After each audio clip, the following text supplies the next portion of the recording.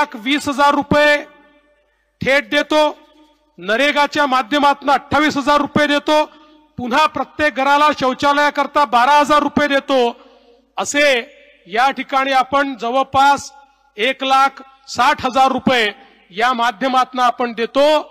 पण मध्यंतरीच्या काळामध्ये आमचे उपमुख्यमंत्री एकनाथ शिंदेजी, अजितदादा पवार, मी आणि ग्रामविकास मंत्री आम्ही एकत्रित बसलो होतो आणि आम्हाला असं वाटलं की आता याच्यामध्ये वाढ झाली पाहिजे आणि म्हणून आम्ही 50,000 रुपये अनुदानात वाढवण्याचा निर्णय घेतलेला आहे।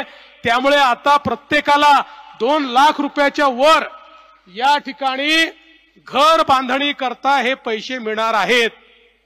आणि यासोबत एक अजून निर्णय आम्ही केलेला आहे की तुम्हाला जसं मोफत घर मिळालं पाहिजे तसं त्या घरामध्ये मोफत वीज देखील मिळाली पाहिजे।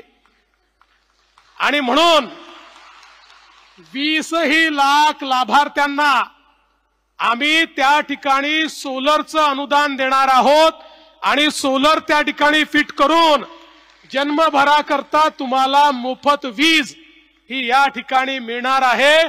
कारण मोदीजींच्या ठाई केवळ समाजातला गरीब शेतकरी, शेतमजूर, बाराबलुतेदार हा त्यांच्या पहिल्या रांगेमध्ये बसतो आणि म्हणून मोदीजींनी सांगितलं हा जो शेवटचा माणूस आहे त्याची पहिले चिंता करा, त्याला घर द्या, त्याला शौचालय द्या, त्याला या ठिकाणी मोफत वीज द्या।